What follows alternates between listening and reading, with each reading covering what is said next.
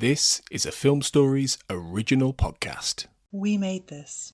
Welcome to the Starlight Ballroom. Hey!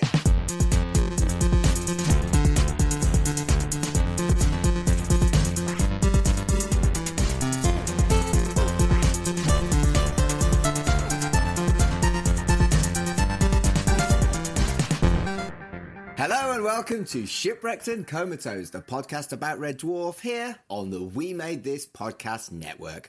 My name's Mark Adams and I am your host for this episode, Series 3, episode fucking hell. You did a full 10 countdown with your fingers so we could see you do that, and you fucked it up on your favourite episode. I know. The third episode. Just say it twice, because if you say season 3 twice, that's 6. Maths. The third episode. This is starting well. It's going to be a long night. At least we've got a smeg up. No, that's going in. Fuck off. Yep, definitely needs to go in.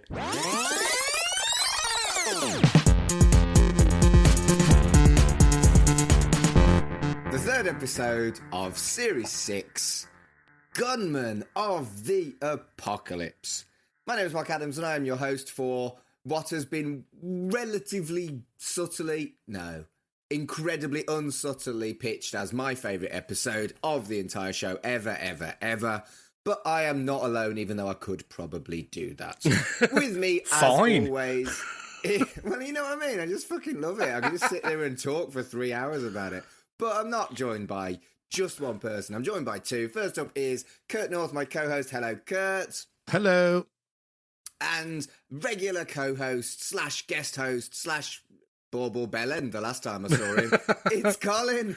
Hello. Right, Colin. So after this, just so you're aware, and I had this conversation with Mark, and I've had this conversation with Carl, we need to have a sit down in my office, and we need to have a long discussion about the Christmas special. Okay, and I've got some serious stuff to talk to you about. Okay, that's fair. All right. Okay. Are you going to sit and have a word with Hob as well? Well, Hob's been difficult to find, so he's gone underground as Hob. So. Good. Really, we should be turning off Matt because he slept through most of it. He did. He could have stopped Hob. Hob was in his house. Matt's discipline is going to be slightly different. It's going to be more based on his actual work ethic rather more than anything else. I mean, this is always going to be chaotic, and it was mostly going to be me going, yay, if you two didn't stop me. But we are talking about Gunmen of the Apocalypse, which won an international Emmy in 1994 for popular arts. It is, as far as I know, the only Emmy-winning episode of Red Dwarf. But it didn't just win that. I think it was actually the series as a whole, but it also won Best BBC Sitcom at the British Comedy Awards as well.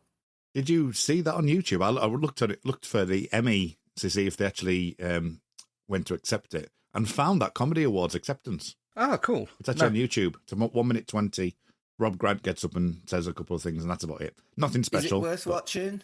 Well, it's not worth doing a special. I was going to say, Mark, I want to do a special on it in a minute. For fuck's sake. I mean, I like doing a special. Gapper the Triphibian Monster. The AA adverts. It was that on special that I can't quite remember what happened in it. It's 1 minute 21. I think Jonathan Ross is hosting, or he's like giving the award, I think. And the cast get up. Rob Grant, Doug Naylor, and Craig Charles. And yeah, one thing I did pick up on it though, actually when they come up, they mention Chris Barry, they mention Danny John Jules, and they mention Robert Llewellyn, and don't mention Craig Charles. Savage. Oh.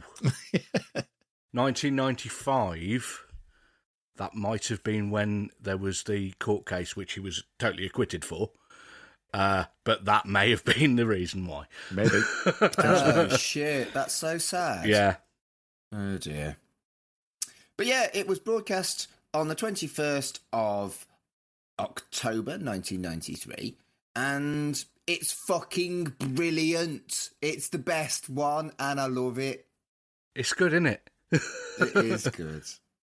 I actually had the T-shirt of this with all 4 of them in their outfits on the horses, which I think was actually a promo photo because there isn't a scene where all 4 of them are on horses, are there? There isn't, no. So it was taken from a promo photo, the T-shirt that I had, and God, I wore that to death. It ended up with more hole than T-shirt by the time I threw it away. You're going to have to rein me in because I'm just going to be like, oh, it did good, dude.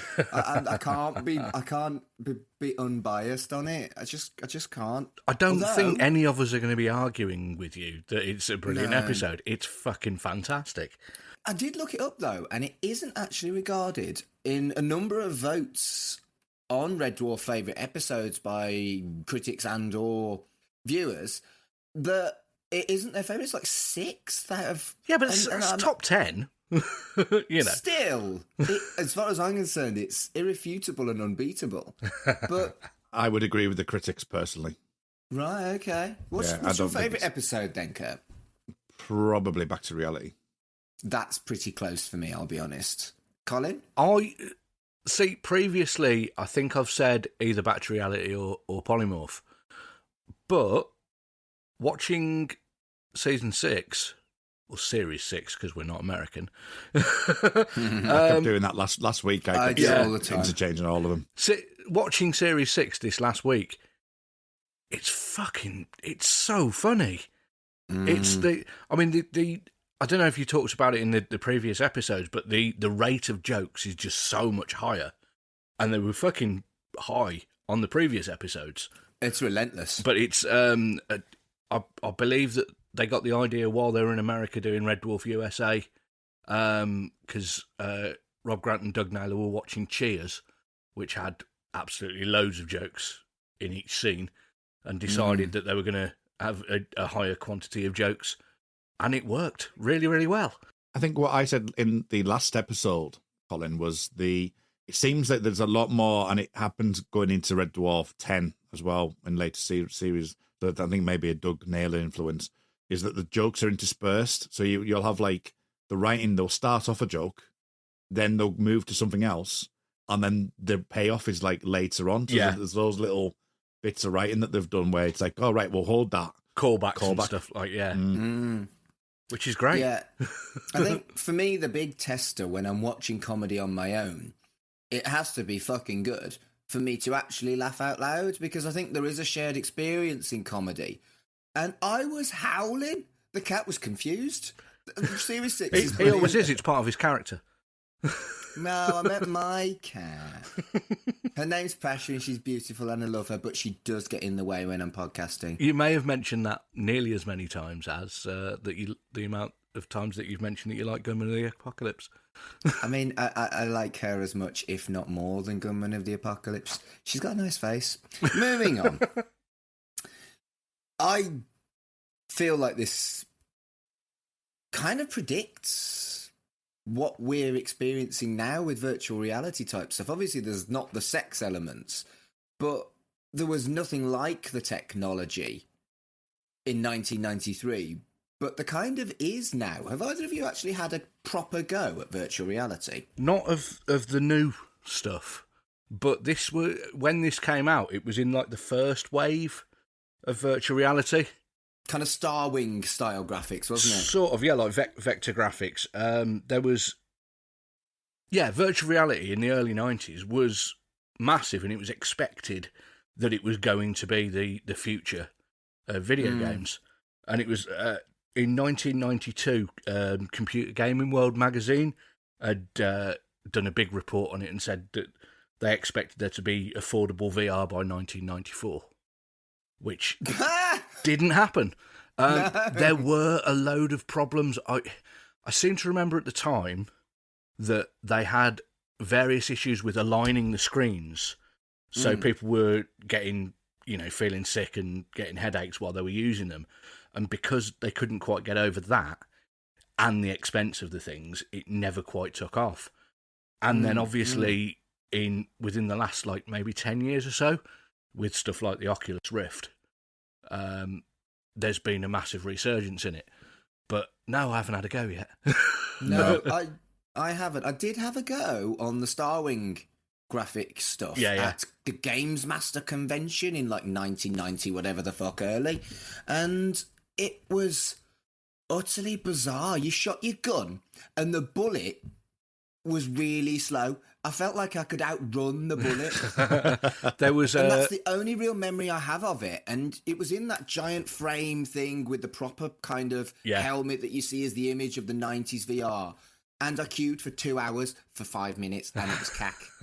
There's a episode of the Under Consultation podcast about that Games Master convention at the NEC. NEC, that's right. right. Games Master Live.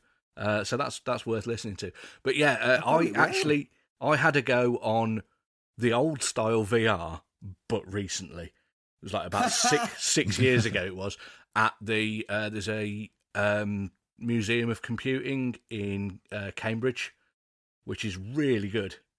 You know what? We were supposed to have it, probably something like that. We were supposed to have something like that at my work around about the time of, I think it was the summer of 2020. What happened then? Yeah, I wonder why they pulled out in around February, March time. The year of 1 million podcasts starting. I was really looking forward to it as well, because it was all like SNES and Nintendos and Ataris and Commodores and all kinds.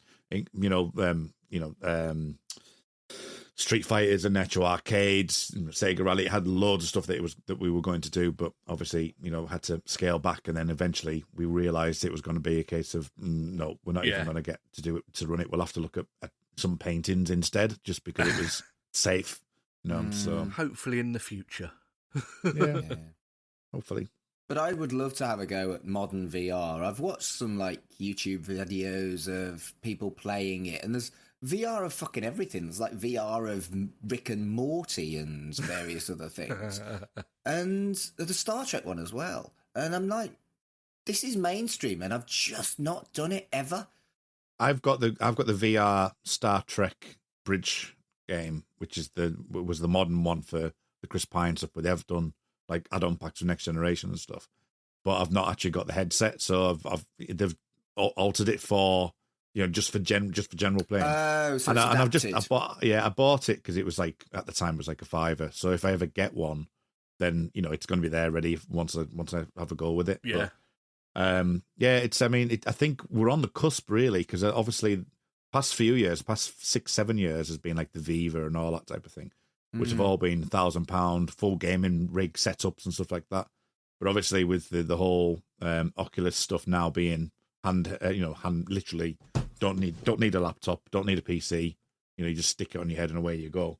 I think it's getting to the point now where it's going to be, next 2 or 3 years it'll start to get everywhere. And then you never know, by the end of this podcast, we might be doing a podcast in VR. Or it might all crash again like it did in the early 90s. Yeah. Just imagine looking to my left and seeing Mark and just waving at him. That's how we'll watch. That's how we will watch Red Dwarf 10 Trojan. If we get there in time. And before we actually get into the full discussion of the episode, I think, once again, Kurt, if you want to take the lead on the stuff about the horrible fire and shit. Yeah, so the Laredo Western Town, as we've mentioned in the previous 2 episodes, I'm just going to have a look at their FundMe page at the moment, actually, just to see at time of recording where they're up to. They're trying to raise £25,000 to rebuild the set, which is obviously what we're going to talk about today in this episode. It's what we're going to gush about today. I'm going to gush about, yes. So they have been. If you have a chance to go onto the Facebook, look for Laredo Western Town, and you'll find their Facebook page, in which they're producing pictures of the rebuild that they've had to do due to the unfortunate fire at the end of November. It was founded in 1971, right? And it was an enthusiast called John Truder, and many of his friends around rode horses. It's a private land. It's not available to open to the public, and obviously Gunmen the Apocalypse was allowed to film there. So with the fire, it's obviously a big rebuild project. Their aim is to raise £25,000, and at time of recording, they've raised 15,630. So we reached out to them and said that we want to do something for them. So we may do an extra special episode at some point in the future. But for these 6 episodes, we are going to just mention it and put it into our notes. So if anyone has any spare cash around that can help towards the cause, then we would strongly ask if you could please help him in any way that you can. So yeah, please do that.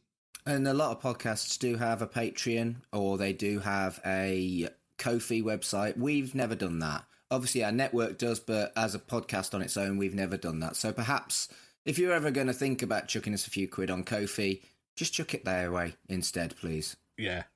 Also, discovered yesterday that Elbow's Ground for Divorce video was filmed there as well, which I'd seen a few times. I absolutely adore that tune. Yeah, it's a brilliant song. But yeah, the saloon that they're playing in is the same one in Gunmen of the Apocalypse. We're going to have problems today with me pronouncing apocalypse, because I've said apocalypse at least 3 times already. Right, shall we talk about Gunmen of the Apocalypse? I think we probably should. All right.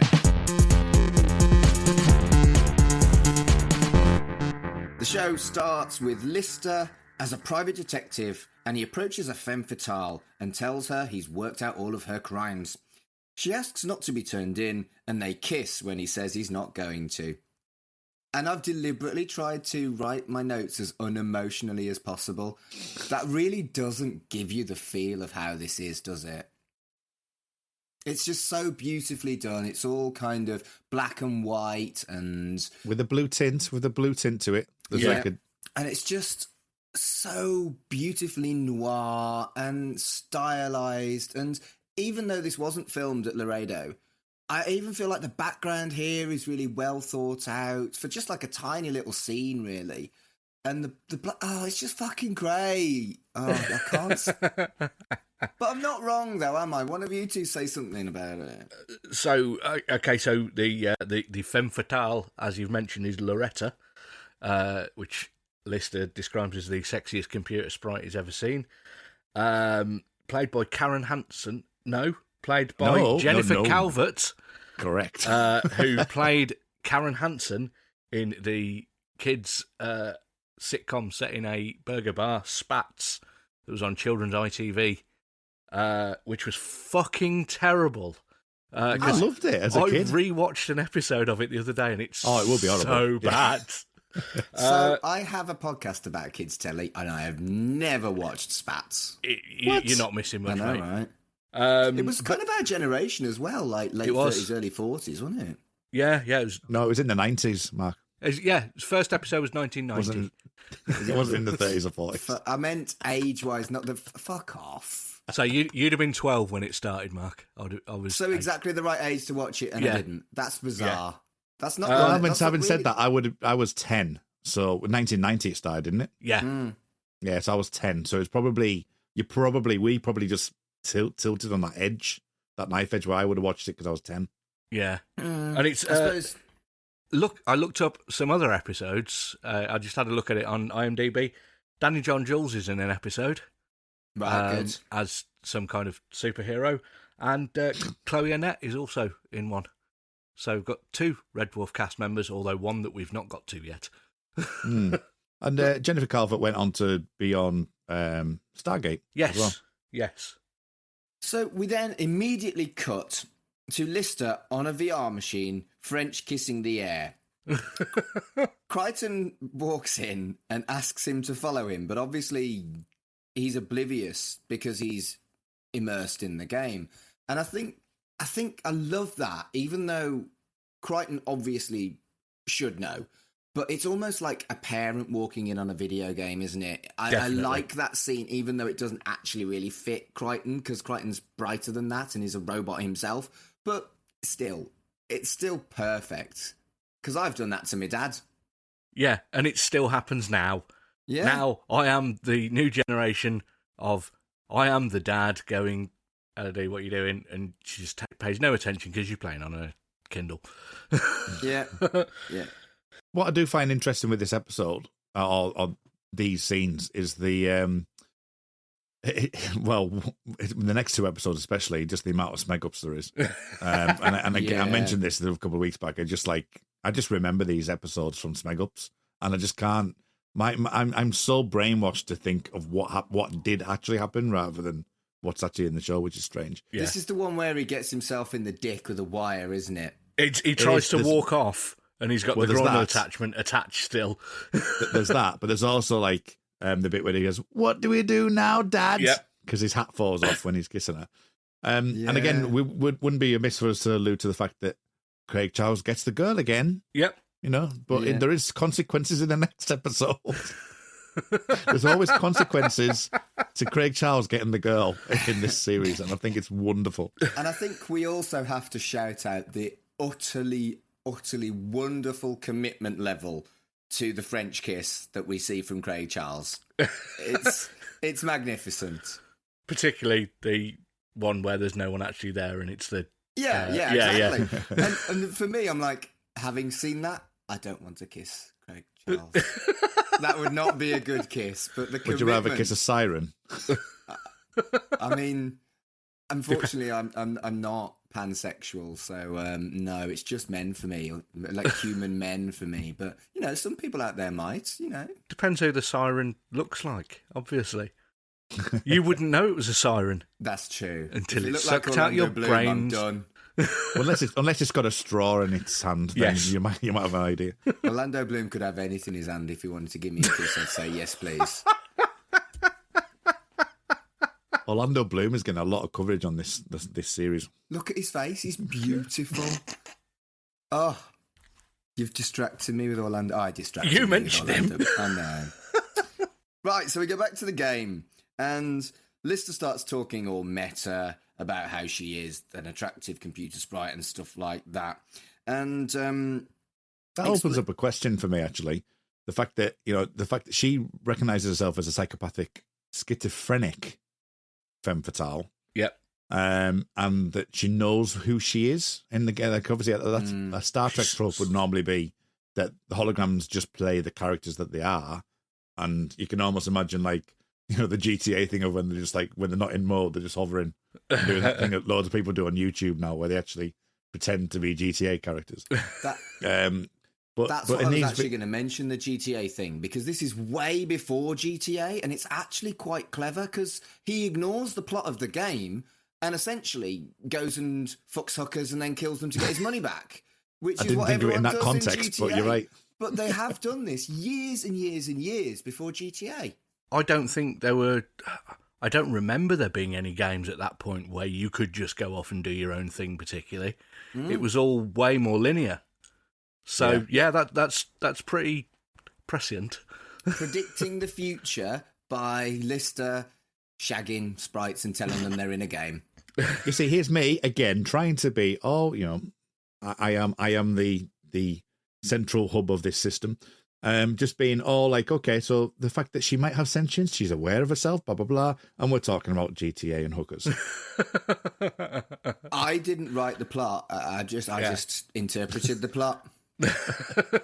Also, anybody who tells me that they've played GTA and they haven't gone and done it with a hooker and then killed her to get the money back is lying. Lying. That's fair. Yeah, I think everyone has done that. And anybody who says, "Oh no, I didn't see if I could steal the tank," lie.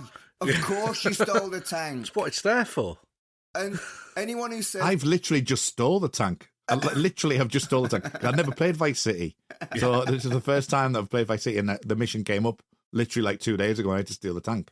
So oh, yeah, but you did the mission to steal the tank. You didn't just turn up and steal the tank like everyone else did. no, I wasn't aware of the tank, so I'm going into it blind. But anyway, this is not the GTA podcast. It is not. But I really, again, I love how this predicts the future. It is science fiction as much as it's comedy. We've talked about how tight the gags are, but this is a prediction of something that happened not very much later, almost perfectly. And Talk about predicting the future as well. I mean, are you telling me that James Cameron didn't see this and then fitted it into Titanic? yes. Yes, I am. Crichton enters the game as Sammy the Squib, and by the time he gets there, Lister is shagging Loretta in a car. Crichton knocks on the window and reports that the results of the chemical scan are in, and they're in a rogue simulant zone. Yes. And Loretta flirts with Sammy the Squib. Crichton has an excellent moustache as Sammy the Squib. That is also in my notes. Nice tash. Looks ace. It does. It does. Again, the character switching immediately back to the game mode is fucking perfect. Because it goes back to the central plot that he should be following. It's just so well thought, and it's a real awareness of video games as well. Almost an awareness of video games before they got that sophisticated as well. Yeah. Unfortunately, Crichton needs him to turn off the console immediately, and Lister's not best pleased. No, he offers to, another 5 minutes, because he'll keep his hat on. Yeah. I was desperately looking for my notes, looking to see what he actually said. I was like, it's 5 minutes, something. I can't remember. The notes have gone. He says 10 minutes, and then Crichton says, no, we can't do that. And it's like, 5 minutes. I'll keep my hat on. I wonder, actually, just thinking about that, I wonder if that is because of the smeg up. It's possible. And it might have been that they actually... Maybe it wasn't written in the script originally, and it just happened. It was like, right, we're going to use that. Possible. Possibly. I don't think I've ever worn a hat whilst having sex. I've I don't worn a think mask. Moving on. I have, though. I've lost what I was going to say. I was going to ask, though, obviously, in modern VR, you get gloves and boots and the mask and stuff. But I'm assuming here that you don't...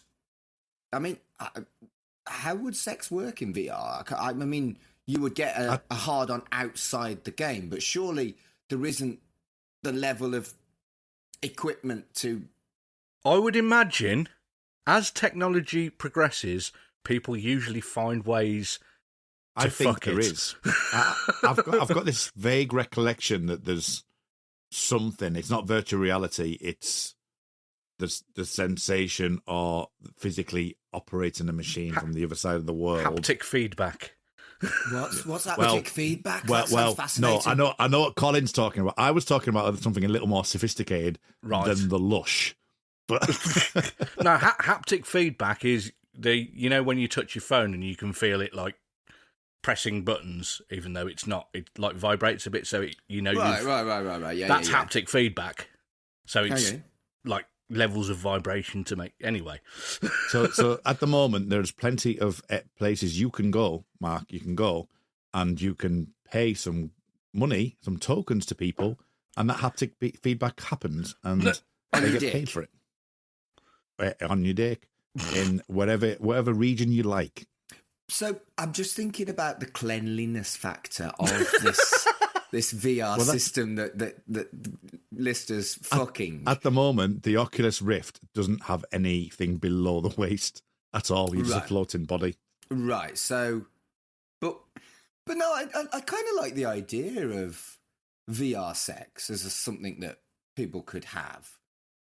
I think I'd probably give it a go once and probably not enjoy it very much and then move on. Cat and Rimmer are in the cockpit. Rimmer tells Cat to stay alert with his nose because the long range scanners are down. And there's a line here, I'll keep my nose peeled. That's really quite yuck. I was like, ugh? Who peels their nose? but his parallel universe counterpart would have been even better. That's true. We've all experienced our nose peeling thinking about it. And why would he want to do that? I mean, they are bored. This one is something that's come up like 2 or 3 times already in the series, and I did a little bit of research because I thought that a decent sense of smell was more of a dog thing. And I've looked it up. In people, there are about 6 million odour sensors in your nose. In cats, there's 200 million odour sensors in their nose. And in dogs, it's 300 million. So cats are very close to the level of sniffiness that dogs have. And they're both streets ahead of people. So there you go. Yes, that's exactly what I thought. And I mean, he'd have... Right, dogs smell really bad, or some dogs do. And that dog certainly did. You'd think if they got really sensitive noses, they wouldn't want to stink. Dogs are weird. Cats are better. I think it might be like if you've got a smell that's around you the entire time, you go nose blind to it, don't you? So they probably do that. True. It smells like dogs here. That's because I am a dog. Woof. So I want you both to have a guess at this. What is the animal that has the best sense of smell in all of the world to scientific knowledge? Elephant, because it could fit loads in its trunk. What about you, Curtis? What's your guess? That's probably bollocks. Well, I'll go with my initial thing, even though I don't think it is. Aardvark. We've both gone for things with long noses. So one of you is right. Do either of you want to change your opinion? It's going to be the aardvark. It's not going to be the fucking elephant, is it? What do we think? What are you going to... Between you need to pick one. No, I take that. We need to pick one nose. Thing, isn't it? Yes. Which nose are we going to pick? I'm just going to stick with my answer. I'm just going to stick with Aardvark. I'll go with that. It is the elephant. No way! I was being fucking stupid. It is the elephant that has the most sensitive smell in the world, or at least that we know of currently. Also, there might be a fish underwater, like a million miles underwater. Also, it can remember all of the things that it smells. But yeah, that was my interesting fact of the day. Lister heads back, and Rimmer points out that he only uses the VR thing for sex. Lister says that's not true because he uses the sports simulators. 90s ick. Yeah. But before we get to that, we were talking about Craig Charles's flexibility. Oh, the 0G kickboxing, where he does a good kick. It's a very high kick. Very high kick. And also as well, talking about smeg ups. So within this, you've got, as I say, the ones I've already mentioned. So the hat, the groinal socket. You've got the stay alert when he's knocking the cat and cat doesn't do anything in a smeg out. And then you've got the pa pussy with Chris Barry. So again, and then soon you got the Vindalovian Empire stuff as well, which is all outtakes. So it literally is just littered full of them. So I just want to get that out of the system first. And then we can talk about the jailbait. Yeah, I wasn't 100% sure on the meaning of jailbait. It is a term that just doesn't really get used anymore, so I did have to look that up. Technically, the ball girl isn't jailbait in Britain because she's 17. Jailbait basically means a Lolita figure, someone who is underage but still attractive. And it isn't handled in the way I would have liked, but at least Lister isn't a paedophile. This is a good sign, yeah. Should we move on? The joke's tasteless, but it could have been a fuck-ton worse. And obviously, we're just going to briefly mention it, that this gag would not be in a modern episode of Red Dwarf. No. Yeah. Lister explains what simulants are, which... They already know. Which was odd, but obviously we don't already know. And we've already talked about this, Colin, with Carl, about how we felt like Series 6 was a little bit of a soft reboot. In as much as it was a new scenario and they established the characters in Sirens in the first few scenes. By having Lister lose his memory, it allowed them that option. Yeah. And so I think that's probably why they did it. I wouldn't call them out and say, oh, they knew what simulants were, because I think I know the reason why. Yeah, it's exposition for the people watching that haven't, watched earlier ones, which is absolutely fair. Yeah, and I think also, just while I'm thinking about it as well, there's the... We've mentioned about continuation. Now, it's very, very loose continuation, but this one, they actually found the AR machine in the derelict of all the ships. Yeah. And they've mentioned as in Sirens, when they had the graveyard of like the Vorcha Klingon ships and all kinds, and the Space 1999 ship and stuff like that. So the fact that they are still continuing within this, they're in this realm of space that they're actually in is actually full of these simulants and gelfs and all kinds. Yeah, and the continuity that they've got in this series that they didn't have in any of the previous ones, I kind of wonder if they've done that obviously they've done it deliberately, but I wonder if part of the reason that they did that is because in a lot of the earlier series, you get an episode that we talked about where, this was supposed to be the second episode and it got shunted along to the fifth and stuff like that. Obviously, with having more of control of, with having more continuity in it, the BBC can't do that. Yeah, well, I think also as well, you wouldn't have heard, but they were saying that when Series 5 ended, that they wanted Series 6 out by March. Yeah. And it was like a rush to the thing. So with them writing everything so compactly, as quickly as they physically can, and then ironically, BBC turned them and going, actually, we will show it in autumn. Yeah. So, so the fact that they were both in that house together. Yeah. They were in that house together writing. So, they were literally in each other's pockets for 6 episodes. So you can see why the continuation kind of feeds in because they're just writing all in one go. And it's fascinating that worked for Series 6 and brought us, in my opinion, the best series that I've at least seen. But it also could have contributed to them not wanting to write with each other anymore. Yeah. Got burnt out over it. Yeah. Rimmer suggests that they abandoned pursuit of Red Dwarf because it's too dangerous, but they've already been spotted and a simulant ship is approaching.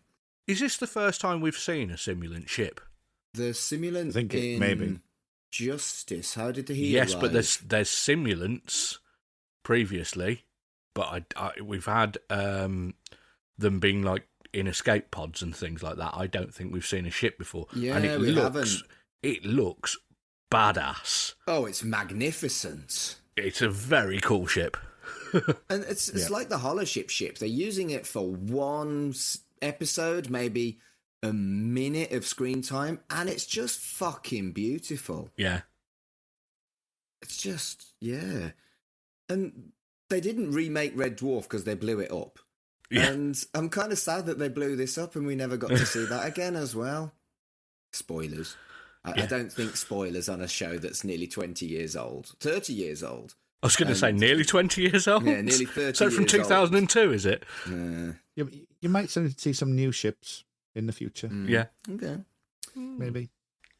And Rimmer wants to surrender, but Crichton's advice is that's a really bad idea because they'll just execute you on the spot. And that it's basically because they fucking hate people. They get a communication asking for their species and purpose, and Lister has an idea. Did either of you recognise the simulant captain? Yes. Dennis Lill. Yeah, his name's Dennis Lill, and for years I was like, who the fuck is that? Who the fuck is that? And then, the internet came along, and he was the guy from Survivors, which I was probably a little bit too young to watch, but he was one of the main characters in the original 70s Survivors TV series that Okay. I liked. Why? Where did you see him? That's not what I know him from.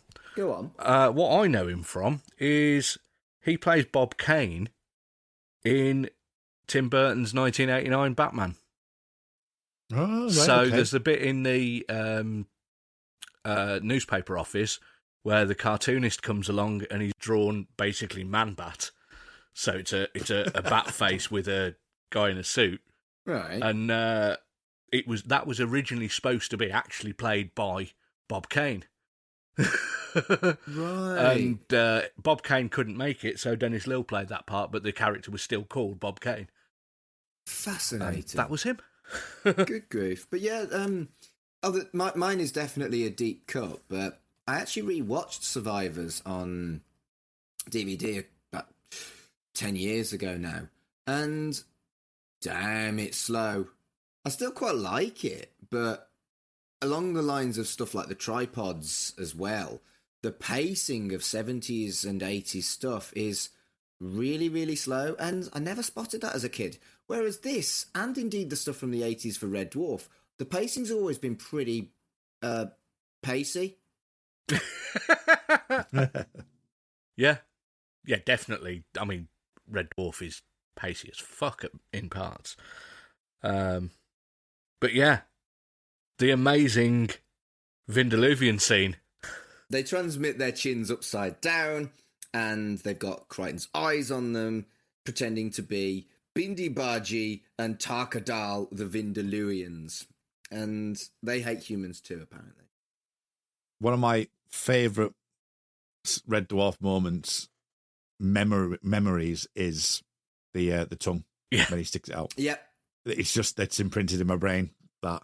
And of course, obviously the smeg up as well, but the tongue, we exterminate them all. I think that was just Danny John Jules taking the piss, and they were like, that's funny, let's keep that. Yeah. I would assume he was thinking, well, I've done my Craig line. Charles, wasn't it? It's Craig Charles that did it. I know Oh, it was Craig Charles, yeah, sorry. Yeah. But regardless, taking the piss, because he would have thought they would have cut, and that was just to poke his tongue out at the cameraman. Yeah. And it works so well. And again, the scum thing that you mentioned, Colin, funnily enough, that is one of the, I think there's 5 or 6 quotable Red Dwarf in this episode for me, but that is one of the ones that, you know, if I'm mock disliking someone, scum. And yeah, I also researched the dishes. Tarkadal is lentils with garlic, onion, and chili. And Yep. Bindi Bhaji is a kind of an okra version of an onion bhaji, and they both sound well good. I've had Tarkadal quite a few times. I think I've had Tarkadal as well, but it's- I've not had Bindi Bhaji. I want some though. Do you think of Red Dwarf when you have it? Absolutely right. Obviously. You have to eat it upside down. Yes. But I like that they actually seem to give a shit about the curry references. And, Yeah. you know, that they could have just called him something a bit more obvious, like, I don't know, tikka and korma. But they didn't. They went a bit deeper and found these proper traditional Indian veggie things. For Lister no good knows his reason, really. Lister knows his curries. Exactly, and I like that. It's the thought that's gone into it. Did I mention I like this episode? You may have done I once or think you might twice. I also really like curry. We've not mentioned the other simulant. Liz Hickling is the actress that plays the female simulant. She, spoilers, turns up again in a couple of episodes' time, and she was also in Bugs, which I vaguely remember as being quite cool at the time. Craig McLaughlin. And she was in Zorro and Press Gang as well. There's a lot of people that have been in Press Gang that turn up in other stuff later on. Not as much as when you're looking through lists of, what's that person been in? If they're British, every single one of the fuckers has been in Casualty and The Bill. True. The simulant beams aboard as their scanners showed human life, and he discovers the attempted ruse, and he is disappointed. Rimmer surrenders and demands prisoner of war rights, and that's non-violent constraints. The simulant calls them primitive and shoots them all. We've missed the fact that he does quote the All Nations Agreement to Prisoner of Wars. Yes. He misquotes it though, doesn't he? It's another Space Corps directive kind of gag, isn't it? And yeah, I like the fact it's another like book though. The fact it's not just a Space Corps and directive. he's got that wrong too. It's brilliant. Well, it's CSER, and what I particularly like about this one as well is like Rimmer is absolutely right in this situation. He's like, look, it's embarrassing more than anything, but you know, we're facing simulants right at this moment in time. Can you not just let me have this one? We're in mortal danger. But from Crichton's point of view, it might be the last chance he ever gets to do it, so fuck no. No, that's true. That's true. But, talking about Crichton, the visual gag when he gets his eyes back, I nearly had to pause while I was sat on I disturbed the cat. It's like a double take sort of thing, isn't it? It's great. It's a quadruple take, Colin. It's magnificent. Yeah. I've seen it how many times and I still laughed like a drain. Not to bang on about the smeg-ups, but it's when the eye gets dropped and he's looking around. Does it one eye? And does it one eye? It's looking around.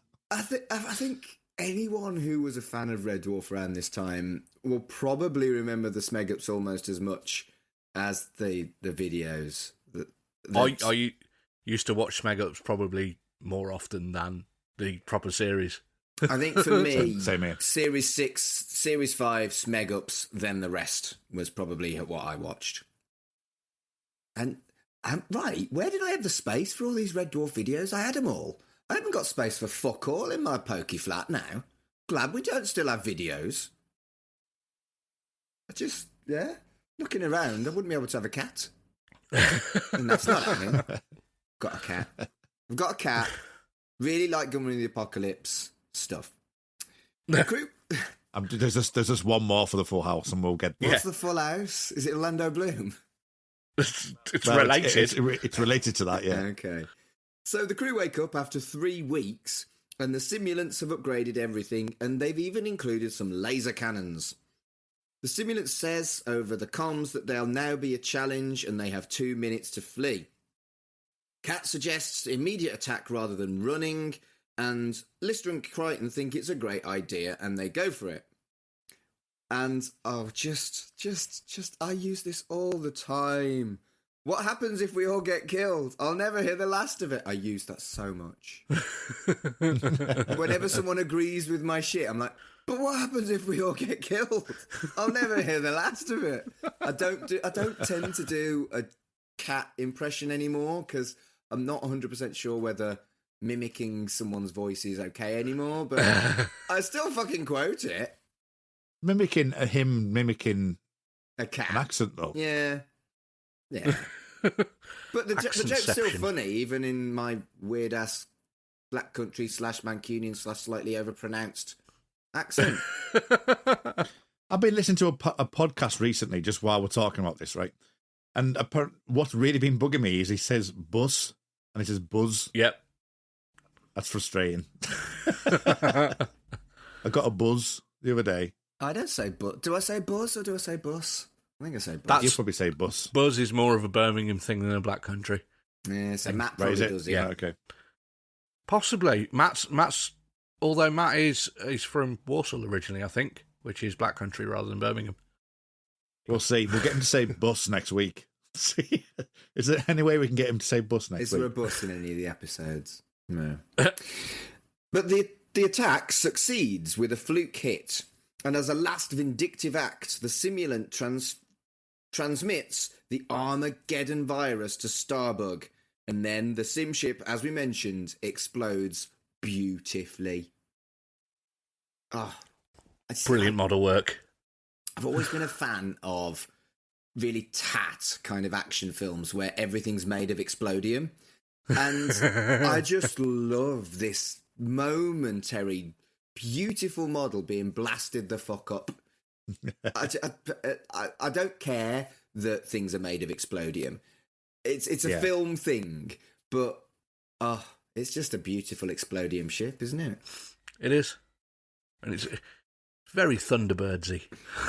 No, it's so much better than Thunderbirds. No, Thunderbirds, the model work was great as well. It was for the time, but this is better. Yeah. Oh, this is better, but until it's not better, and we're fast approaching when it's not better. Well, we're not going to be criticising anything about this episode, Kurt. We've had this discussion. No, I'm just saying for later series. Right. You can criticise the fuck out of anything other than this episode. Maybe not Back to Reality. When they decide to not use models, becomes a bit of an issue. Yeah. The virus locks them on a path into a sun in 38 minutes. Crichton wants to contract the virus, create a Dove program, and cure it from inside. 2 things. 1, a slight criticism, and 1, another smeg up. The smeg up when he says, "Do I have your permission to poo yourself?" Poo myself, sir. That one.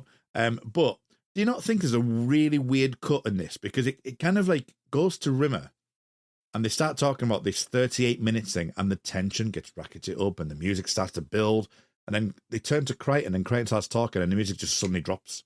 And it's like, oh, right. And then Crichton starts to talk. And then even like the next scene, so say there's still 23 minutes left. Now, I know obviously why, but it seems weird that they racket the tension up so much, so quickly, and then all of a sudden, in the same scene, just drops, and it just Crichton talking without any music at all. It kind of plays on me a little bit. It's like, why did they make that choice? Why is that cut? It's not something that immediately resonated with me, but now you've mentioned it. Yeah, I didn't notice it at all. You're the music guy as well, Colin. I was making notes about jokes in Red Dwarf at that point. True, there's a lot of fucking jokes. But no, I'll inevitably watch it again, and I'll keep my eye out for that. It didn't have that effect on me, Kurt, but I can see why it would from what you've described. Yeah, it just seems to suddenly drop. It's like mid-sentence as well. So Rimmer's talking. He's saying, we've only got 38 minutes or something. And then Crichton turns around and says, I've got an idea for this antidote. And right at that moment, the music just suddenly stops. How peculiar. And it's like, it's a bit jarring. Huh. Sorry. The virus is complicated, and so he shuts down all his essential systems. And when Lister asks how they can help, he says, watch my dreams. And shout out to the fucking special effects when he puts the stuff on his head that transmits the virus into him. Yeah. That would be fine in modern shit, and it's 30 years old. Yeah, it looks cool. Yeah. It's looks really very metal. cool. Yeah, like kind of almost... and like cyberpunky. Yeah. It's great. It's just the right era for cyberpunk as well. Mm. Early 90s. And I always also wondered whether Watch My Dreams was a reference back to how they've all watched each other's dreams in the past with... in the Dream Recorder, Yeah. So I think, even though it's a soft reboot, they're leaving us these little Easter eggs for long-term fans as well. Or maybe I'm reading too much into it, like most people read too much into Shakespeare. It's better than Shakespeare. Oh, shut up. It's definitely funnier. I know some really funny, tragic moments that happen in Shakespeare. There's some funny shit in Shakespeare. I quite like Shakespeare. Moving on. Crichton is getting weaker, and Rimmer starts a discussion about who takes the only escape pod. Unfortunately, Lister accidentally set it off on the previous Thursday. It escaped. Yes, that line is great. It escaped last Thursday. And it's just, yeah. And it's also a nice, quick way to get rid of that as a thing as well. And it stops wanky fans going, yeah, what about you escape here? But also on top of that, you've got the classic Rimmer stuff of like, well, I've taken age and rank and seniority and usefulness into everything, and I've decided it's me. Yeah. So again, it's just building up that kind of thing of like, oh, Rimmer's going to run away, and then delivering the cutthroat line. Well, you can't. Crichton's dream comes up on the screen, and he's a drunk sheriff in a western. It's how his program has basically converted his battle with the virus into a dream. Crichton enters the saloon for some more booze and is humiliated by a young man called Jimmy. The Apocalypse Boys arrive. Here's a question for you. The Red Dwarf music is playing on piano. That makes that this music, written music, is canon inside that universe. And I think that it's the first time this ever happens. I was trying to think whether it appeared in any like background party sort of scenes in an early bit, but I don't think it did. But yeah, played on like honky tonk barroom piano. We've already heard brilliant versions of the theme already. Unfortunately, by the horrible Elvis impersonator guy was one of them. But this, I think, is just so perfect. It really does get the scene, just makes the scene better, and it just makes it feel thematic, but it's just a cheeky little nod, lol, look what we did. It's just great. I love that happened as a thing. It didn't have to. It could have been any kind of plinky plonky saloon music, but it's just brilliant. Bad guys coming in, minor key. Let's flatten that third. So just while we're here at the Laredo, Western Town. The idea for this episode came about because they thought it was a brilliant idea. They didn't have a script or anything, but told the crew that they had a script for a Western and sent them off on a journey to find some way of doing a Western episode. So they didn't even write a script until that, but they actually told the crew they did actually have one. So when they came back with Laredo, they went, "Oh, we'll write a script then." So how long had Laredo been going at this point? Was it relatively new then and not really well heard of? I'm not sure. Well, it's not very well heard of anyway, because 1971 it was founded. Yeah, so it's been there for a while. But it's a private thing, isn't Yeah. it? So with it not being open to the public, and particularly not having the internet at that time, they wouldn't necessarily have known about it. There is quite a cool little mini documentary that Robert Llewellyn went back to Laredo in 2004, and I think it was for the Series 6 DVD extras, but it's on YouTube, and it's got him talking to some of the guys that have got the buildings there, and they're talking about how, you know, half of them just, like, they'll stay overnight just sleeping in the buildings and then just working on, you know, building new bits and stuff like that. So you can actually live in there? The people that own, basically, from what I understand, the little buildings are all owned by different people. So you've got a guy in there who owns, like, the blacksmiths, and he does the blacksmithy type stuff in there, and he lives in that building. They've got a hotel in there where they occasionally had weddings and stuff like that.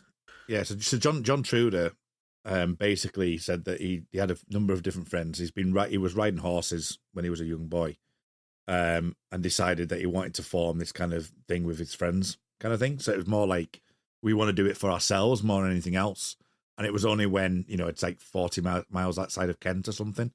I might be completely wrong with that. I don't know where I've got Kent in my head. It's in Kent. Be. Yeah. Okay. So it was the beginning of that. And, you know, even to the point where, you know, when this was filmed, they used, like, the people who actually often just cosplay in there as extras. So it was kind of like, you know, well, you can use the site to do the filming, but the crew, the actual extras that are in there, actually, people will probably do that all the time anyway. The guy that's sitting at the piano, obviously he's not playing the Red Dwarf theme tune because Howard Goodall's done that, but the guy that's sitting at the piano pretending to play it is one of the guys that's interviewed in the little short documentary thing. I think I said this recently, is I bought the Blu-ray because of Red Dwarf leaving Netflix, and who wants BritBox? And that's bound to be on it. And I haven't looked at the extras, which maybe I should have done, but I ran out of time. So I'll get that watch because that sounds fabulous. Yeah. Yeah. So the thing as well, just because we're talking about just Laredo as a general thing, well, the director said that they obviously had a really long schedule to book in. So they blocked a lot of shots that was obviously just to get everything you could possibly get into the shots. And so they would often film scenes that were in, like, sort of they would set the shot up and actually film different scenes during the course of the day. And when I read that, I was like, isn't that how most movies work? Don't they normally? And I was like, well, why does that seem like it's an unusual thing? Perhaps for me, I was like, perhaps it was unusual for a TV sitcom to do it, but I think that is or even TV at the time, maybe. Yeah. It just seems like strange because obviously, logistically, you would do that, wouldn't you? You'd say, right, I'm going to film. You're going to storyboard it all out. That's basically what he said. They storyboarded it all out before they went out there because they only had limited time. Yeah. And I think they actually got through it a lot quicker than they thought as well. Even though Robert Llewellyn, for his mask, got glue in his eye, apparently. Ow. Yeah. Ow. Yeah, on the set. So it didn't work out too well at the beginning. Yeah. I mean, I suppose that's an occupational hazard, but still, ow. And this set makes the episode. If they'd have had to have built sets in the BBC, it would have been tat. It would have been subpar to like 80s Doctor Who level of shit. And imagine if they hadn't found this and they'd have had to have green screened it. Well, there are other sort of places they could have done it. I mean, the one that always springs to mind for me and was there at about that time is the American Adventure theme park near Derby, which had a little cowboy town type bit in it. and they used to do like shootout show type things. Because I used to go there, once or twice a year when I was a kid. And I'd forgotten about that, but you're right. I think I went there a couple of times. It wasn't as good as Alton Towers. It was. I preferred it to Alton Towers because Alton Towers had way more rides that I was way too scared to go on at that point. Yeah, makes sense. Gulliver's World's still going, which is a surprise. Yeah. But that went a while ago. Yeah, my final point on this is that, just from my research, is that apparently that Danny John Jules wanted to go back to Laredo and said it would make a very good Christmas special. So he's obviously thinking along your wavelines. Wow. I mean, who doesn't love a special? So the Apocalypse Boys arrive and ask for Crichton, who comes and meets them at the door of the saloon. Death spits on him and then introduces war, famine, and pestilence. They then shoot the grounds to make him dance and demand he leaves town. Crichton throws his sheriff badge on the floor. So, the Apocalypse Boys. Death is Dennis Lill again, the simulant. Yep. Brother War is Robert Inch, who was a prolific stuntman and still is, I believe, these days. At least was a few years ago because he was this stunt coordinator for Star Wars Rogue One. That's he was also which was filmed in Rogue One. No, I'm not. I'm thinking of a different episode. I'm thinking The Force Awakens, which was filmed near me. So Derwent Water is the when they go across the skip across the water. Yeah. That's all filmed. That was all filmed around here. They filmed Puzzlewood, the forest down there. Is in Puzzlewood, which is near Ross-on-Wye. Okay. So one thing I read, and it was on Wikipedia, so you may have read it too, was that he learned how to fire breathe in a day so that he could fire breathe for Brother War. That's pretty awesome. That's equal parts impressive and fucking psychotic. Yes. Love this guy. He was Voldemort's stunt double in a lot of the Harry Potter films. So he's done some, proper big budget movies. Famine, it was Dinny Powell, who was, again, a stuntman, but he also did a bit of acting. He was Boog in Superman 2, which is one of the guys that General Zod throws through a window in a little saloon-type bar at one point. Defenestration, that's called. I like that word. And I like a film with some defenestration, because then I can say the word defenestration when he defenestrates people. Well, I've learned something today. There was a band called Defenestration, 20-odd years ago. Were they any good? They were all right. They were basically Raging Speedhorn, but with a female singer. That sounds right. Yeah, they were all right. Anyway, Pestilence, Jeremy Peters, who was an actor that the main person I remember him playing is he's got a bit part in Spaced as the James Eldridge, who's this freelance vivisectionist that kidnaps Colin the dog. That is a deep cut, but still good. It is. One of the other random extra actors is one of the cowpokes in the town. Is Dave Thompson, who has been in... Not the guy who was a Teletubby. Yeah. He was fucking Tinky Winky. He was. He's also been in... he's Elton John's stage manager in Rocket Man that came out last year, but he was Tinky Winky. Did you just know that from me saying the name Dave Thompson? Yeah. That's quite impressive. Well, right, so the reason why is a mate of mine at school was called Dave Thompson, and then I subsequently discovered that another Dave Thompson was Tinky Winky, which is why I can never forget that Dave Thompson was Tinky Winky. That's awesome. One of my first jobs coming out of school was I used to work for direct inquiries. Right. What is now 118 in the UK. That was 192 at that point. And my break was on at 10 to 10. And guess what? So I went upstairs, turned the television on every single morning for Teletubbies. Brilliant. I was 18 years old and I was watching Teletubbies. Yeah, so I remember the first ever episode of Teletubbies because I was off school ill, and it was that level of ill where you just near enough hallucinating. And I just turned, I was like, I'm just going to stick some random TV on.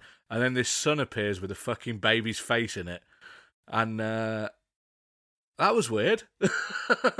Have you ever heard about the X-File episode which has some evil Teletubbies in it? No, but there was the Aphex Twin song with evil Teletubbies. Yes. I think it was Girl Boy Song, I think. I don't know. This I'm gonna have to share. I'll share you this just for a second. This is obviously not coming on screen, but We can put it on the socials. put it on the socials. Yeah, can do. So this was in season 11 of the X-Files. No way. How do I not remember that? Yeah. I didn't watch season 11, that's why. Oh, is 11 one of the more recent ones? Yeah. That's why. This one in particular was just ends up being outside the house. It's got the typical jump scare of like boom like that, and you just see this evil Teletubby. That's hilarious. That's scary as fuck. It's even more freakier when you actually watch the episode because they're on TV and it's just like the freakiest thing you'll ever watch. Is the new X-Files on Netflix or Disney Plus? It'll be on Disney Plus. I might give that a whirl then. Give it a whirl, yeah. Yeah, season 11's good. But anyway, that's on my other podcast, the X-Cast. I'm on a podcast. I don't know if you know You're on the that. 2 most successful podcasts on our network. Yeah. Star Trek Picard, Make It So, and the X-Cast. We've come in third. Oh, the 3 most successful then. And then Kick. and Shipwrecked and Comatose. Yeah. Anyway. I wish I could say it was just because of my, exuberant charisma, but I mean, I'm not sure it's quite right. you have a very soothing voice. I do. Oh, dear.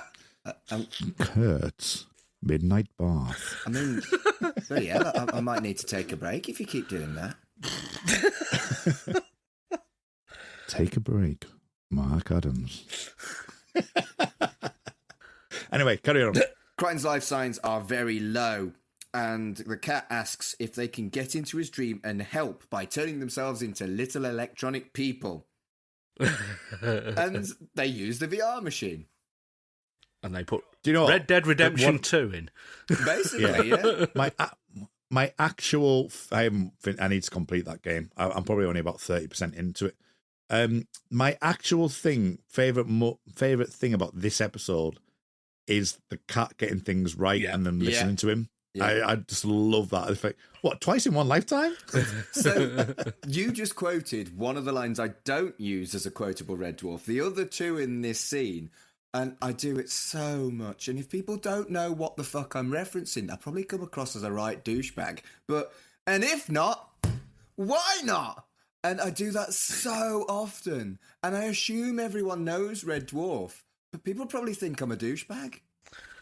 It's probably both. Yeah. And the other one is when you're hot, you're hot. And I'm like, I do the little dance as well. I realised... I never clocked it until we started doing this podcast, but I've realised that basically quotable Red Dwarf is quotable cat. I hadn't clocked that until we'd started going along and we got this far. But all my quotables, or like maybe 80% of them, are just the cat being fucking wonderful.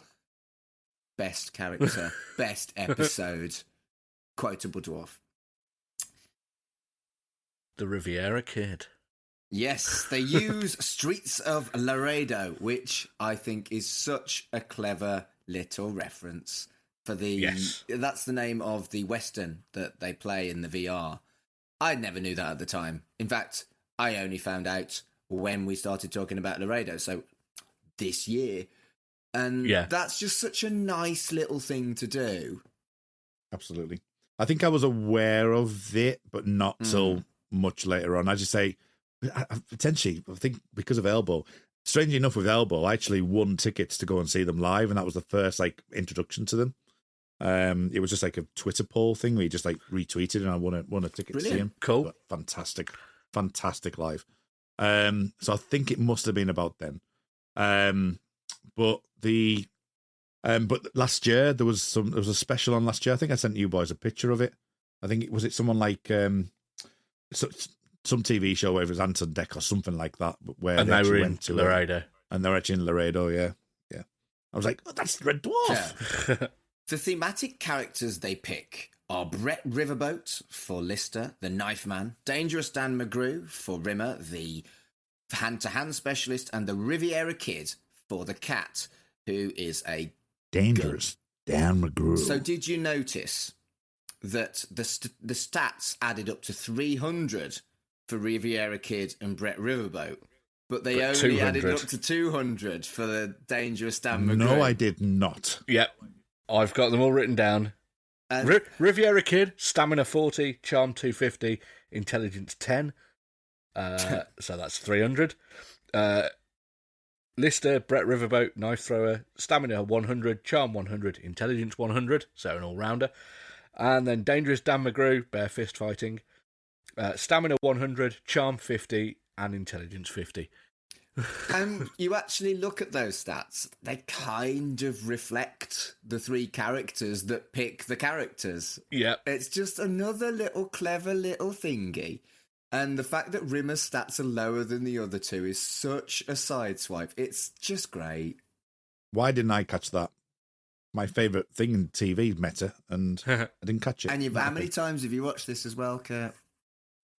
Yeah, Twice. it's probably entered my mind to watch it. Yeah, twice. I don't like it. It's probably one of the worst Red Dwarf episodes of all time. Podcast over. But importantly, Lister explains that to exit, you need to clap.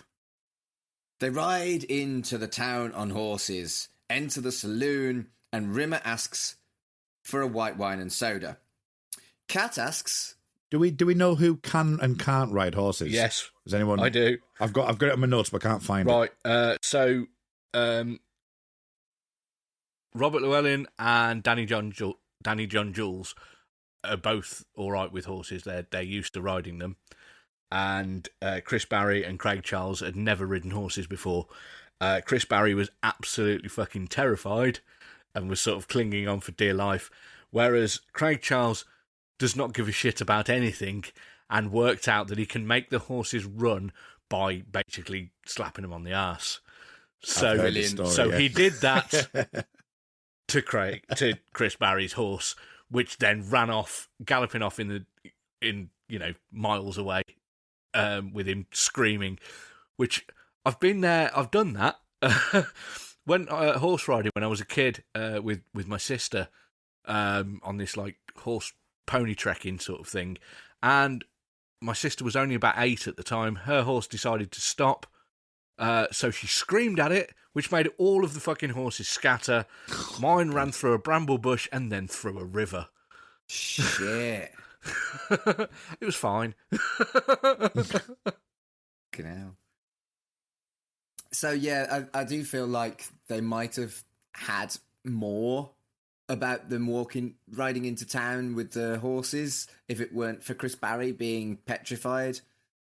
The amount of money you have to spend to get horses, they didn't have much horse action on screen. But that's probably why. They enter into the saloon, and Rimmer asks for a white wine and soda. Kat asks for 3 tequilas, and Lister finally gets it right with 3 shots of gulping whiskey. Rimmer wants a ginger ale, but they don't have it. I am. Yeah, that ginger ale thing, the mixer, that is me. Because I can drink, and a lot of people know that I can drink. I have drunk with you, and you didn't touch the sides on you, and I had hangover the next day. But it's one drink only. It's lager, or in the past it used to be cider until I was about 25, 26, but lager, that's it. That's all I drink. So I can drink lots and lots of it. But when it comes to things like whiskies and stuff, I love Jack Daniels and Coke. I love, even Bell's and Coke. So I love like the shorts, but I cannot drink anything neat. It's not happening. I would be throwing up in that hat if you gave me a straight drink. Fascinating. And interestingly, the one drink that I can drink neat and I really enjoy it and it doesn't affect me like other people is tequila. I will, everyone goes through the fucking ritual of salt and lime. I'm like, this is pretty smooth. What's wrong with you? Can't touch whiskey. Does it make you happy? Does it make you happy? Okay. Terrorvision are an underrated band. Yeah, they are. So, Rimmer takes his shot and, as you said, pukes into a big bloke's hat. He's called Bear Strangler McGee, and Lister eventually pays him off. Yes, well, that pays for the hat. Now what about the insult? And then Rimmer says, okay, you're a fat bearded git, which is fucking brilliant. It is. And this scene has so much iconic shit in it. The Red Dwarf theme we've already discussed. The outfits are iconic. And the Riviera Kid dance, man. Just the Riviera Kid dance. Let's see if your shooting's as fancy as your dancing. It's just so good. Did you notice that Chris Barry's Dangerous Dan McGraw voice was the same voice that he used to use as Ronald Reagan in Spitting Image? Yeah, Dangerous Dan No, McGraw. I did not, but that's brilliant. I love it. I love that it's Ronald Reagan. Wasn't Ronald Reagan in some westerns? He was in a fair few westerns, because he was an actor. Yeah. I think that's the thing for me with this episode. I actually really, as I say, I really like this episode. It's definitely in my top 10. And it'll be interesting at the end of this series, as the BBC era to actually come up with a top 10. Yeah, okay. Yeah. Because it feels like it's time to maybe look at that, because moving forward we're losing Rob, aren't we? So just to kind of pull that together.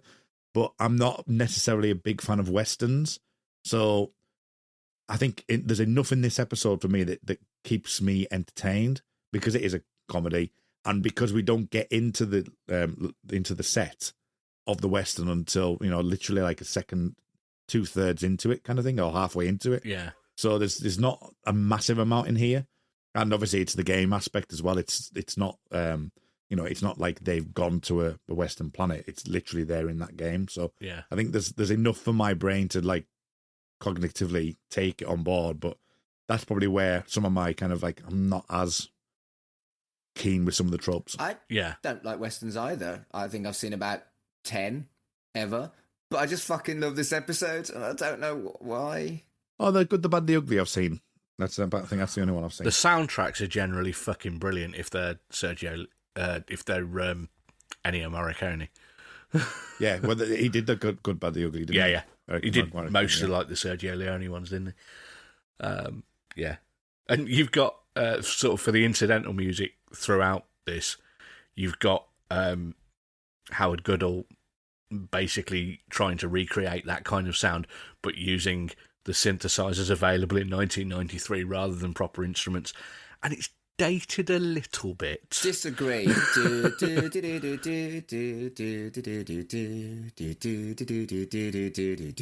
iconic. Shut up, Colin. Crichton enters the saloon with his guns and wants to trade them for more booze. He's completely forgotten who he is and is completely immersed in this world. Jimmy uses a whip to swipe away the booze bottle and teases him relentlessly. Lister stands up and defends him using his knife skills and humiliates Jimmy, who deserved it, the bell end. I think as a kid, like, obviously I must have watched this at like 10 or 12, 13 maybe. And I think this scene really resonated with me because I'd been bullied as a kid and this cunt got his comeuppance, and I really, really liked that. And as an adult, I still love it because you humiliate someone, you deserve humiliation. I still think like that. And this scene really mattered to me that he did get his comeuppance, I think. Yeah, I can see that. Yeah, definitely.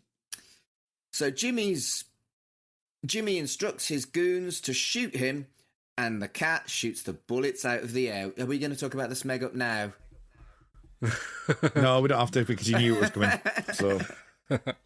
Crichton uses the distraction to leave, and Lister says they have to stop him leaving town or they're dead.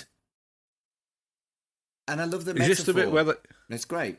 As a metaphor goes, it's really great that they've thought about what would be the way that Crichton would fail to release the Dove program. Yeah. And that's if he leaves town, which is so thematic for the Western.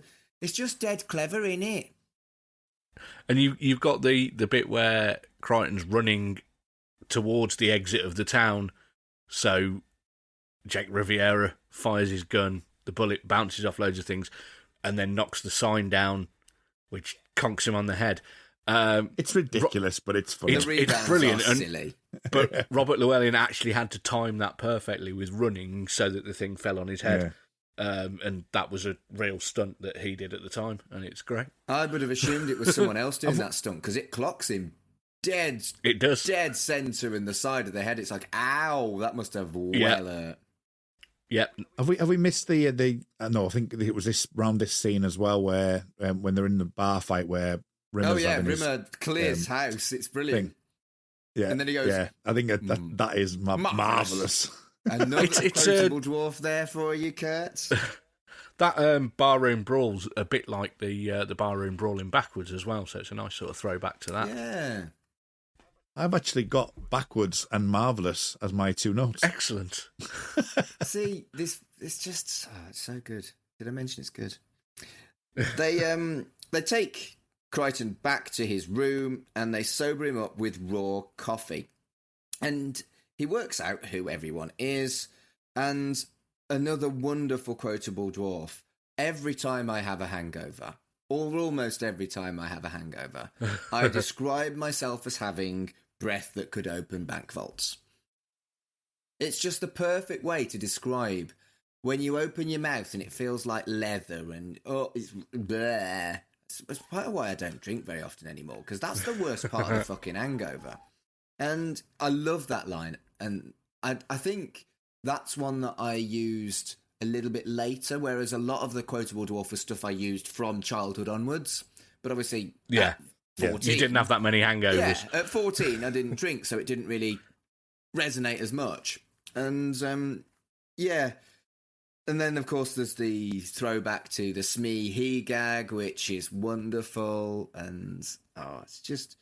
Like I said before, the balance of the soft reboot, but not shying away from jokes that give a reward to people who've watched Red Dwarf from the start. The balance is perfect across the series, not just this episode, but the balance is perfect.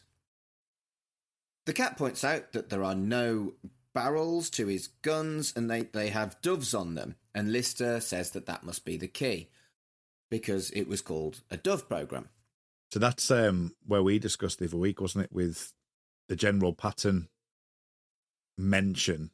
I can't remember if it was last week or the week before, where we're talking about General Patton and just his life that he's had in believing in reincarnation and all that kind of thing. And he actually had two guns that were formatted using ivory tusks, I think it was, from what I remember. And it's almost like, for me, I may be looking way too deep into it, but you know, when things kind of play subconsciously on people's minds, if the writers have been writing about General Patton or have used his name, then has this kind of seeped in, and actually the Good Dove program as part of the script has been created using the two guns, and it's also in a Western as well. So could be, you know, I think it's a natural way to do it, but I just found it fascinating that reading into General Patton that he actually had his own bespoke guns made. Yeah. As we know, I'm not much of a technical guy when it comes to computers and shit. Does a Dove program exist as a thing if there's a virus in a computer?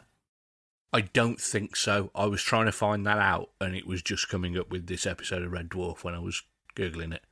So they have just apparently made it up. They don't... I think they have. Yeah, because you'd have to, for a virus, you'd pretty much have to either go to a backup, or you'd have to like sort of wipe it and reboot it into the system, and that's why you've got antiviral software actually on the computer itself to stop those attacks. Right, so there isn't actually curative stuff. You just have to remove and replace is the way you would...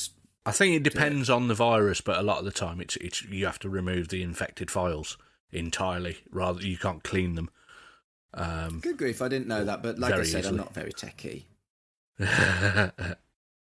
I mean, I'm coming from a techie background, but not in anything like programming. Matt Latham might know. Yeah, Matt may say that we're all talking bollocks because I haven't got a fucking clue. I'm just busking it. No, he'll be able to have a look in his index of conditional formatting for his. He'll have it on a spreadsheet somewhere. Yeah. Yeah, using the Scarlet programming language and stuff like that. He'll have an idea. Sorry, I asked the question and I switched off. It's all right. We're making it up as we go along. Turn it off and turn it back on again is the way I deal with things. including in my own head, apparently. We once had some for a number of years, some programmers that used to come from around the world come to my site for a conference, and they would bring up on a 60-foot screen, bearing in mind the programming language, and they were talking about Xbox games and all kinds, and using certain programming languages and all kinds like that. And then they would have a night where they would talk about, just general thing, and they'd have someone come up and do a speech and stuff. And they were doing this like pub quiz, but it was on programming language, right? So the entire hour that I was doing the sound for them, I got one joke, and it was a Next Generation joke. The rest were just like, what on earth are you talking about? Fuck. I was so happy when I understood the data joke, though. I was like, I get that. And that was it. It was a fleeting moment. Fascinating, isn't it, that you can completely have something that you know nothing about, and everyone else... Yeah, I've been in that situation, and it's boring as fuck more than anything.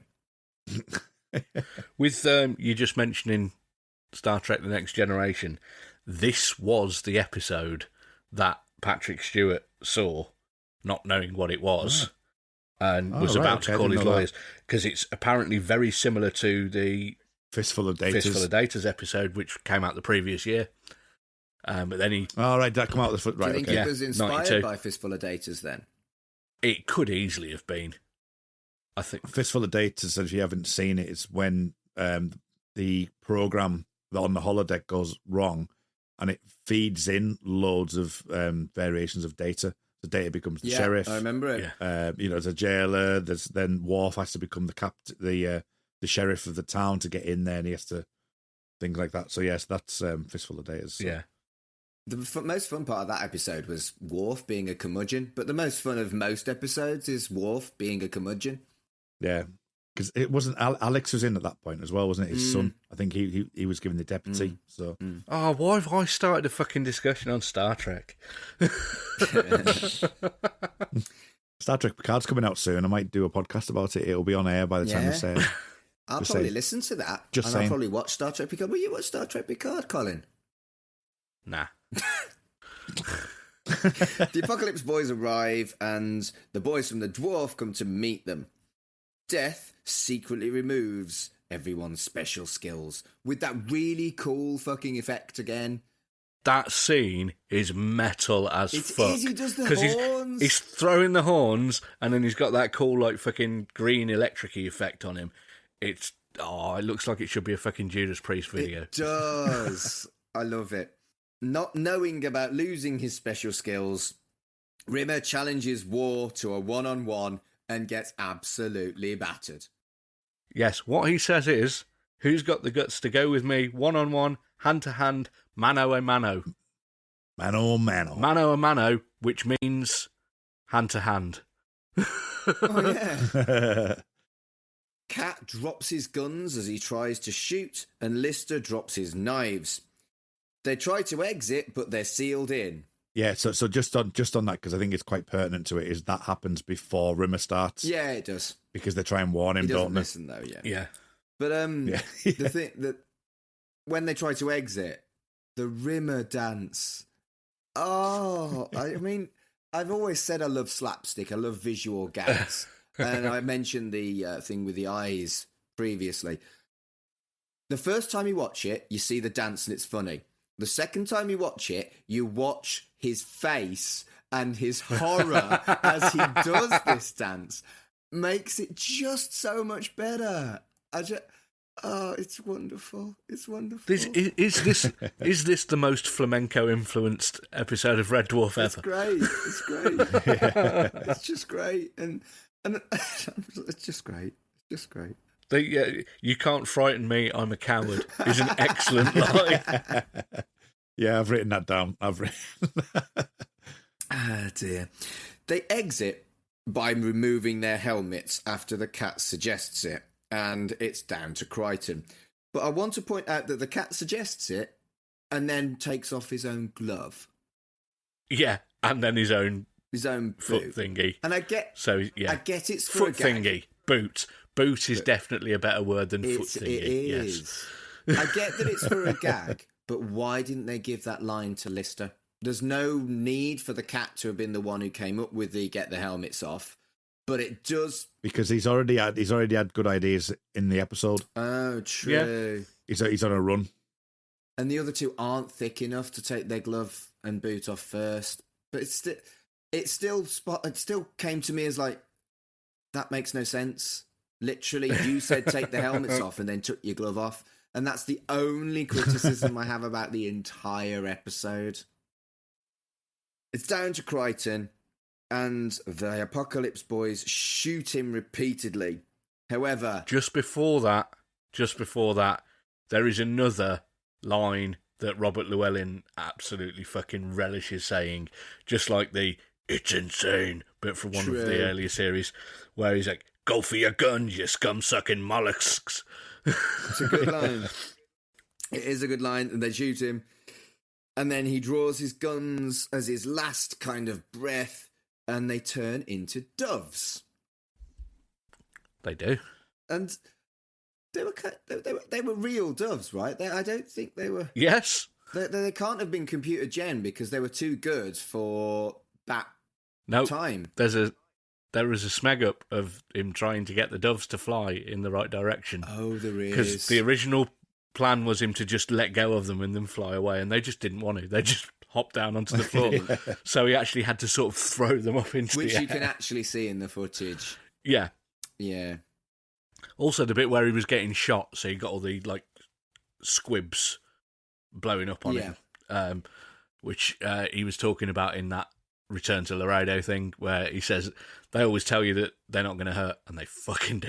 Right. But, the whole stuff, I mean, obviously, I don't do as much research as possibly I should, but reading the Wikipedia article on this, all the interesting facts I've got from there, whoever's written the Wikipedia article has got them from watching the DVD extras and the commentaries.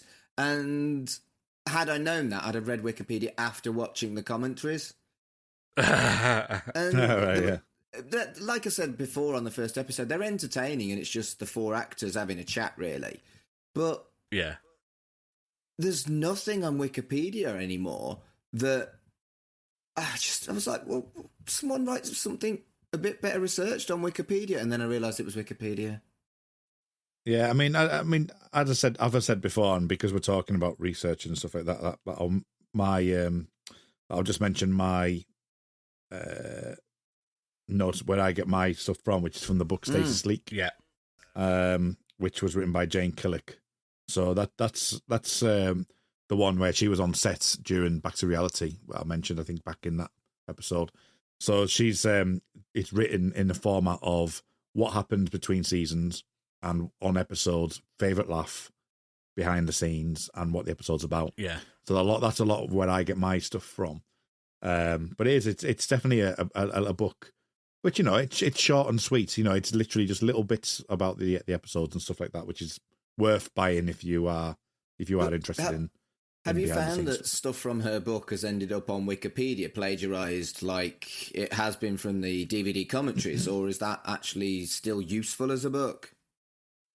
It's very rare that I actually look at Wikipedia. I haven't looked at these two episodes on Wikipedia, so I tend to just go off what I've read on here, just so I've got that kind of, you know, because I know that used to, or Matt or Carl will actually potentially do that. So I'm just coming at it from that angle. So, but I wouldn't want to be amiss by saying I've done some research. I've literally bought a book. Well, the stuff you come up with that you bring to the table doesn't tend to be something I've read or researched, and I basically watch the commentaries and read Wikipedia and look up a few references elsewhere, but they don't seem to have plagiarised your book, so please continue. Yeah. I'm guessing they possibly mentioned this in the commentary. Are you aware about the bit where Janet Street Porter nearly got this, or tried to get episode shut down? Yeah, there is a paragraph in the book about that, actually. Yeah, so she was the head of BBC Arts and Culture at the time, and she read the script and sent a message immediately telling them to shut it down because it'd be too difficult to film, too time-consuming and too costly. And luckily, they'd already wrapped filming it the day before. And they were already working on the post-production. Brilliant. Brilliant. That shut her up, didn't it? Yeah. I did know that, though. Yeah, that was on Wikipedia, unfortunately. So, they exit the program. It's created an antidote, but there is 2 minutes left to impact. They rush into the cockpit, but they don't manage to do it in time. They hit a swamp, but they do manage to escape quickly. They head away into a sunset, which isn't possible in space, and they say, "Yeehaw!" And it's not a swamp, it's lava. Because it's an awesome bit of model work. No, it is. Yeah, okay. It's kind of lava. Yeah, isn't it? they go into a lava pond type thing and then come back out of it. And it's a brilliant bit of model work. And Starbug is a lot more robust than I realised if it can cope with that. So I've got some notes on this just from our friend Jane Killick. She says that the Gunmen model shots, the model shots for Gunmen were also spectacular. A sequence of Starbug crashing into a lava planet in a fiery splashdown and later emerging again with lava dripping off its body. After so many planets made of rocks and covered in snow, the orange glow of the lava made the sequences look really different. Ironically, this is not the original plan. The writers, when putting this episode together, wanted to give Peter Ragg's special effects team an easy time over crashing Starbug. So they wanted to crash into an ocean planet. But unfortunately, this is me summarising now, but unfortunately, water doesn't apparently scale up. Yeah. So when you're scaling, it doesn't work. So they ended up doing the lava thing and they ended up costing a bit so more you money. mean the small Starbug, it would have looked weird with the water splashing because it was a smaller scale. Got you. Yeah. Because fire and explosions you can make look massive by slowing them down. But you can't really do that so much with water. No, that would look weird, wouldn't it? Yeah. Ah, good grief. But I'll tell you what, boys, I'm tired. That was a hell of an episode, and I got even giddier than I do on a normal episode of this podcast. Well, we've got another one to record I in a know minute. we do. I'd have told you off if we hadn't already told everyone that that's how we record. Yeah. I think it was you that did it the first time around. Oh, it's me that does it all the time. Right?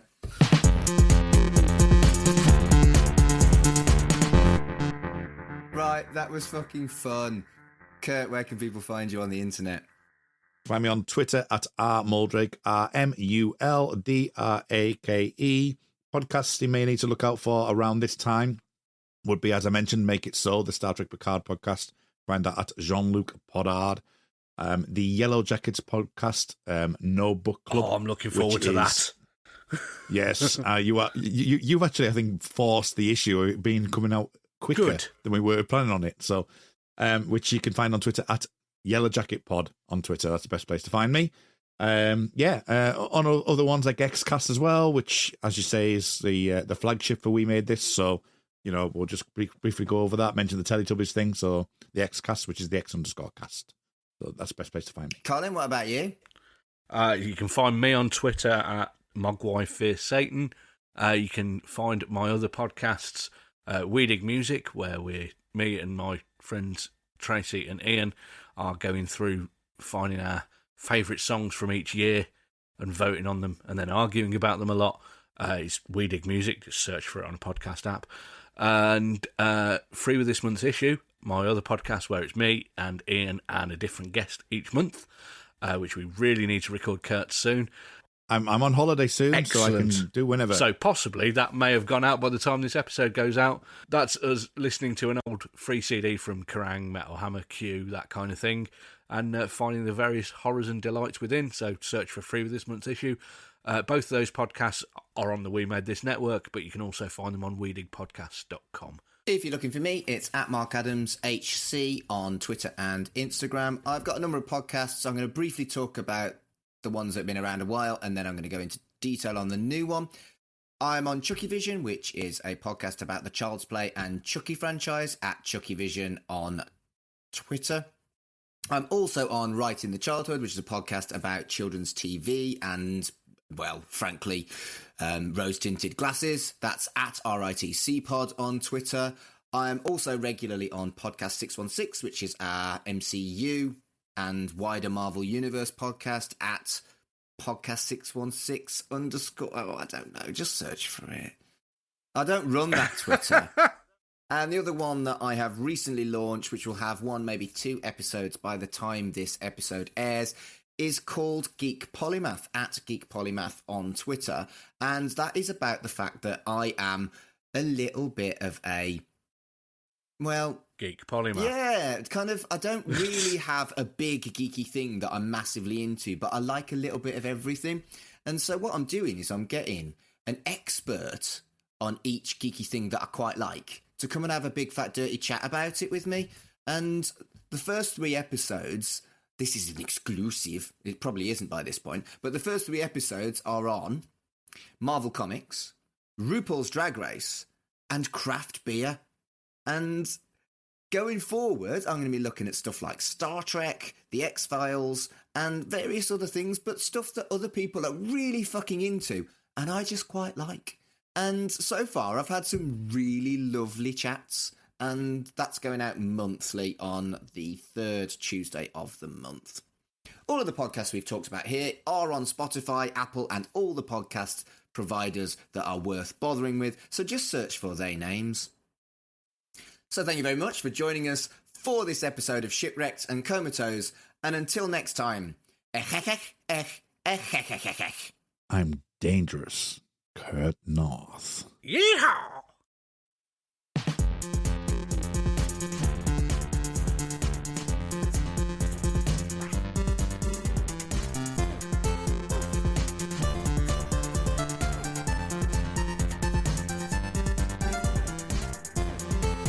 Shipwrecked and Comatose, a Red Dwarf podcast, was created and produced by Mark Adams and Kurt North. You can find us on Twitter at Red Dwarf Pod, and we are part of the We Made This Podcast network, which can be found online at wemadethispod.com or on Twitter at wemadethispod. Hello everyone, this is Tony, Network Chief of We Made This. As you know, our podcast network brings together a brilliant assortment of talent who talk about all kinds of pop culture content, such as the episode you just listened to. We're not going anywhere, but we'd love to keep the lights on for even longer if you're able to support our network on Patreon. For just £2 a month, you get your name in lights and the satisfaction of knowing you're helping us produce more great audio. And for £3 a month, you'll get your name in lights, but you'll also get access to an exclusive bi-monthly podcast from the We Made This talent pool on podcasting, pop culture, and, well, you tell us. We'll take your suggestions. For less than the price of a coffee per month, you can help keep We Made This going. Just head to patreon.com/We Made This. That's patreon.com/We Made This. And get the ball rolling.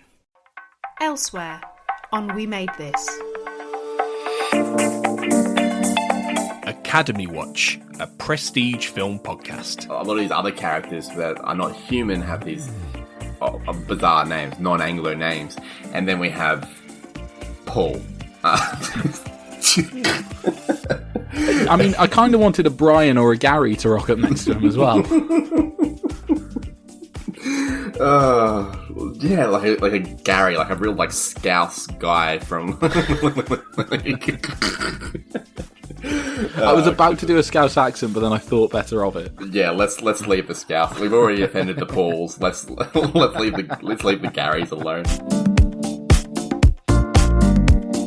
Pick a disc. Everyone was sort of caught up in the cowboyness of the post 9/11 world. Like to an extent, in the immediate aftermath of 9/11, George W. Bush basically took on the role of John Wayne. He was like, I'm going to find them and I'm going to catch them and I'm going to put them to justice, that sort of thing. And I think for a long while that had kind of been accepted, and that was okay, you can lead us forward, you know what you're doing. And then, some other things began happening and other wheels started turning, and that's where I think this album managed to land. Was there were a load of people that were thinking about, is this right? Should we be doing this? And it kind of validated that school of thought because it said it in such an eloquent way, and it's very, very pointed at its administrations and its message of anti-war, not necessarily anti-this war, but anti-all wars.